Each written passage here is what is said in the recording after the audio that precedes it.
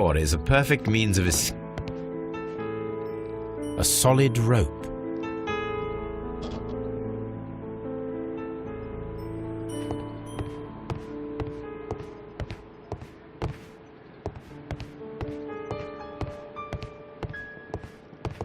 The ground floor window is a perfect way to escape the police.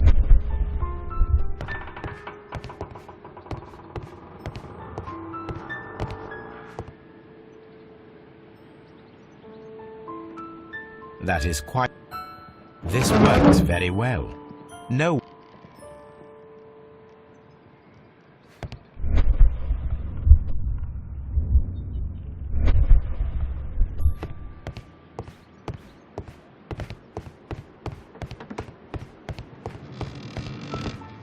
Although this window is high above the ground, it would be possible for one of the thieves to attempt to use it for their escape.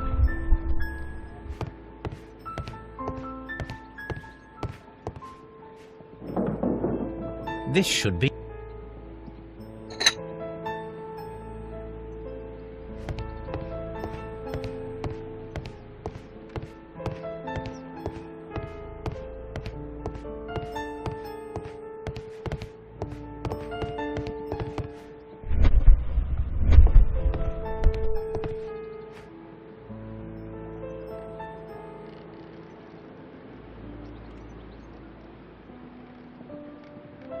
This is one step on these beads, and our thief will go flying. I should walk carefully here, else my plan will be ruined.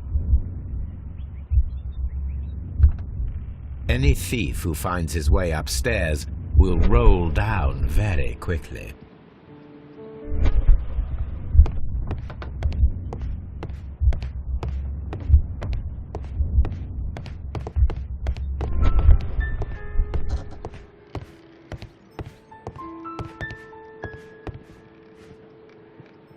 A solid...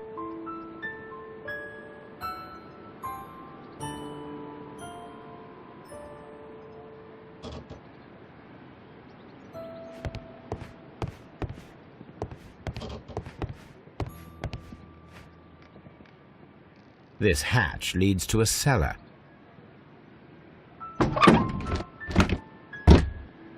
There is no ladder. If anyone falls here, he will need assistance to get out.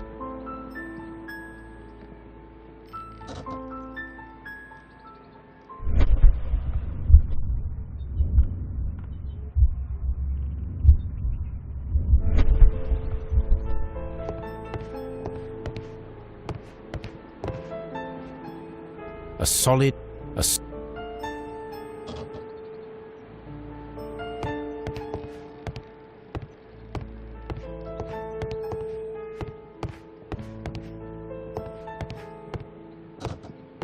This hat...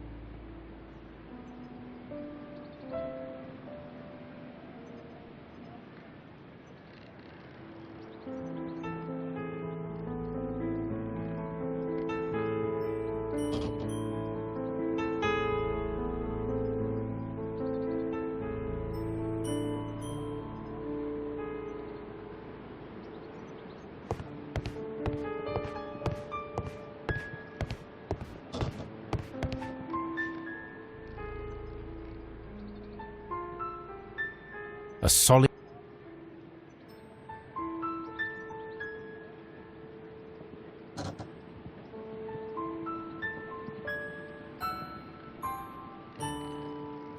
This door leads to a kitchen, which holds the... The door is now blocked.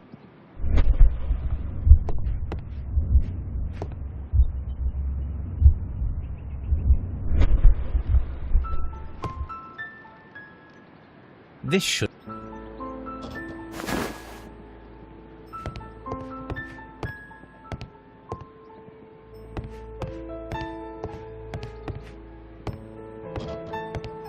This hatch leads...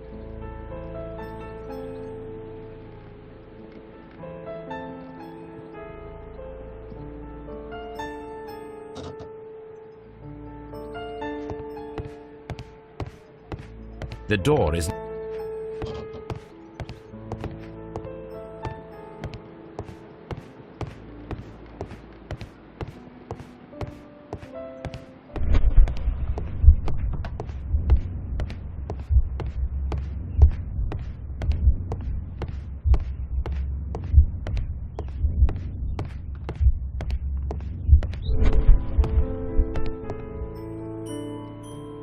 I wonder what this old chandelier is doing on the floor. It looks as though it was poorly attached.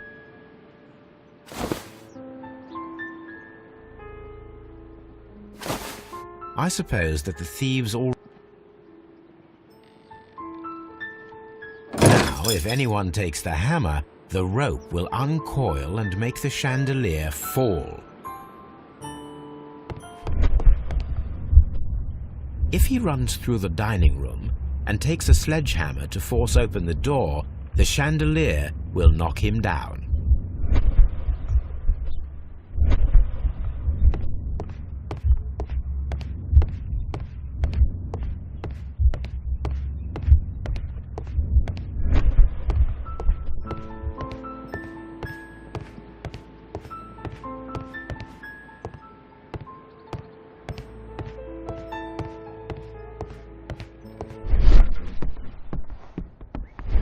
The door is now...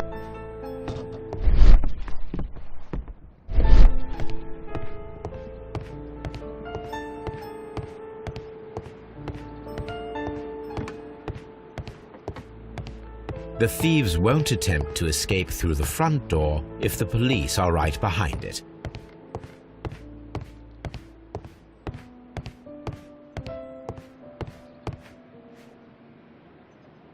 What a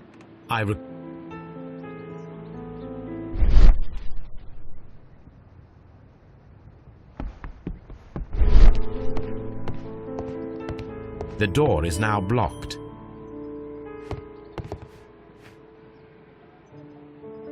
This should be...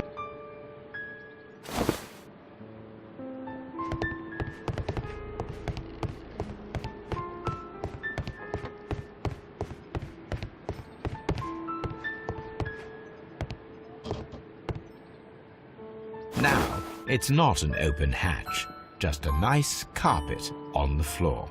I should walk carefully here, else my plan will be ruined.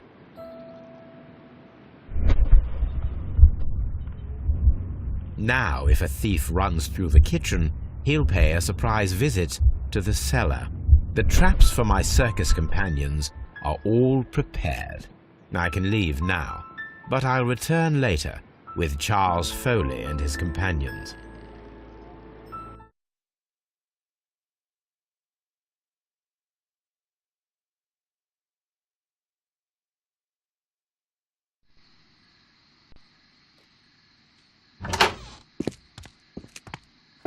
Police! Police!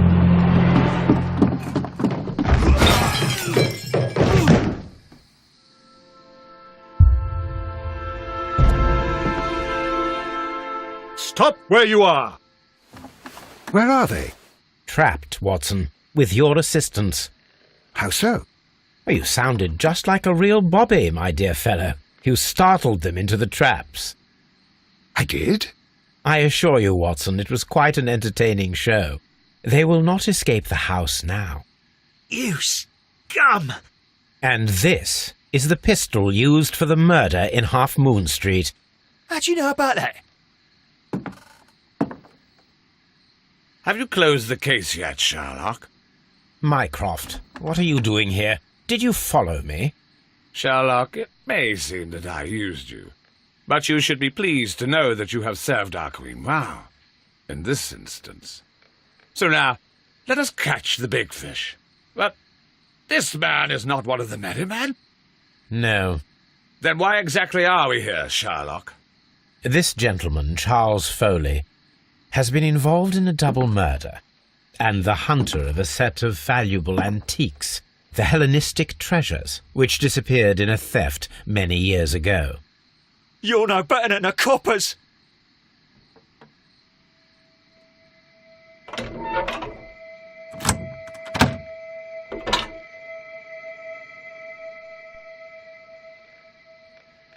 Holmes, that is incredible. The Hellenistic treasures. Indeed. Nothing but trifles. Where are the merry men? I don't know why you are asking me, Mycroft. They are yours to find. I'll see you soon, dear brother.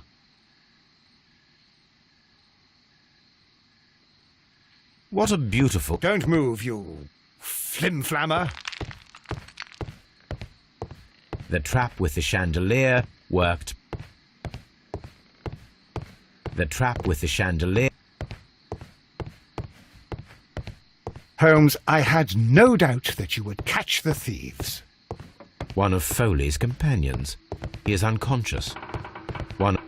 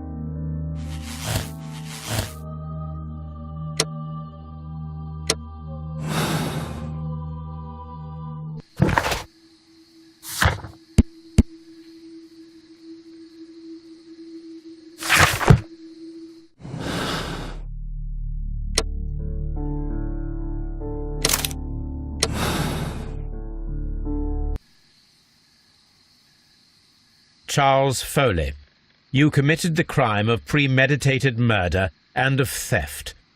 You will be severely punished for your deeds. You are pitiful, you Scotland Yard dog. Save your words for the gallows. I'm sure the journalists will love them. I shall leave now, Watson. Gentlemen, please take our friends here into custody. Where are you going? I have unfinished business. I'll see you at Baker Street.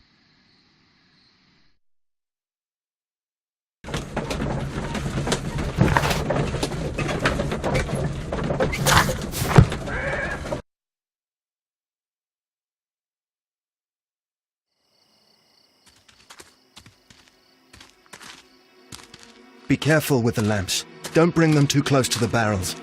Good evening, gentlemen. Who's there? That is of no importance. What matters is who you are and the plans that you have here. So you can stop us from carrying them out?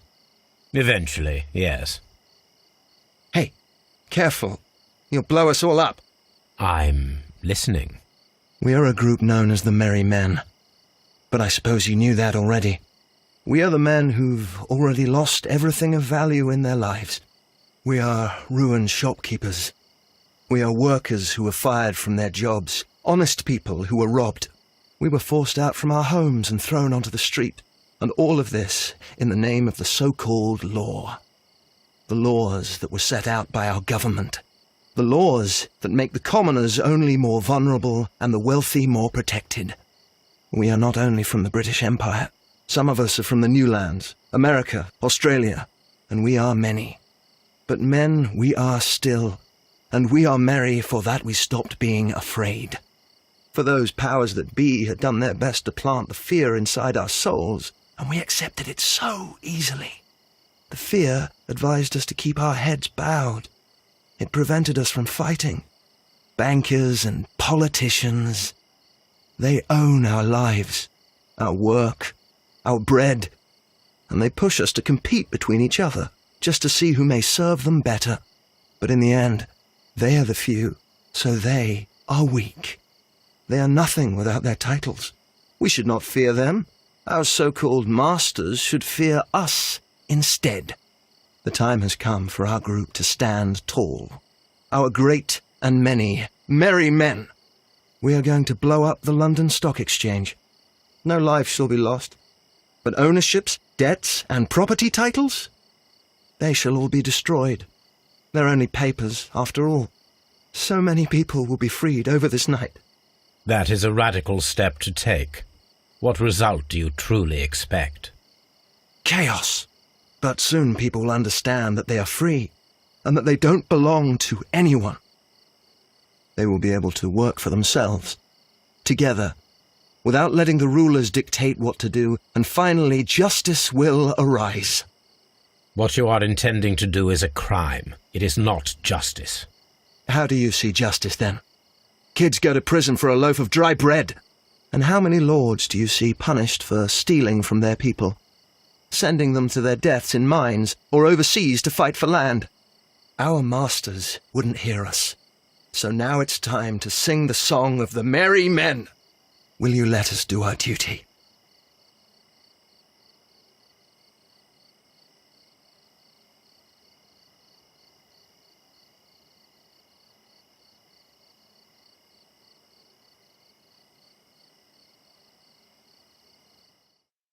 When people fight the order, they are too blind to see the consequences that throw society into chaos. I shall stop your actions, but not you. Run. Now!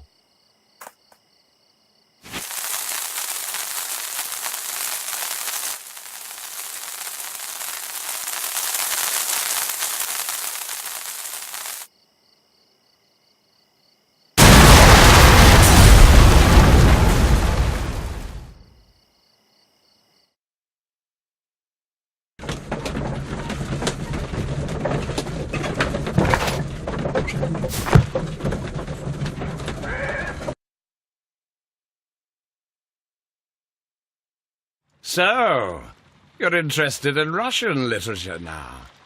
Quite, lately. It is an interesting book. I remember a few lines. Really? I tried reading it myself, but I had a hard time understanding it. Yes, Doctor. It's about intelligence.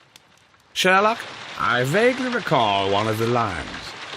Sometimes it takes something more than intelligence to act intelligently. There were also a few words along the lines of, pain and suffering are always inevitable for a large intelligence and a deep heart. Tell me, Doctor, does my brother show any signs of pain or suffering? Not that I know of. Because you see, Doctor, behind all of his masquerade, my brother does possess a deep heart. So deep that he does not recall where he places his love. Well, I'm sure that... His love and his duty that, in the first place, should be directed towards the Empire. For without it, we would be nothing. A country filled with uncivilized men. And the Empire needs order and discipline. It has no room for chaos. People who commit crimes, or at the very least intend them, deserve punishment, Sherlock. Without justice, there can be no civilization. But we serve the truth, not justice. Your truth, Doctor, that may prove immoral. Allowing people to terrorize London, destabilizing the whole empire. Terrorize only the powers whom you serve, Mycroft. Not I, not Watson, not Mrs. Hudson, not Wiggins. Sherlock, the merry men are to be stopped. Not by me. You created the merry men. Stop them yourself. Only make sure that you don't create 10 more merry men by arresting the one. Good night, Dr. Watson. Anything in the post, Watson? Any clients worthy of our attention? Only a second reminder from Mrs. Hudson about our new neighbour. She urges you to remove your... Oh, I don't care about that. Holmes, the lady who will be moving in shortly has requested the use of our spare room to place all of her boxes. Wait, what? A lady?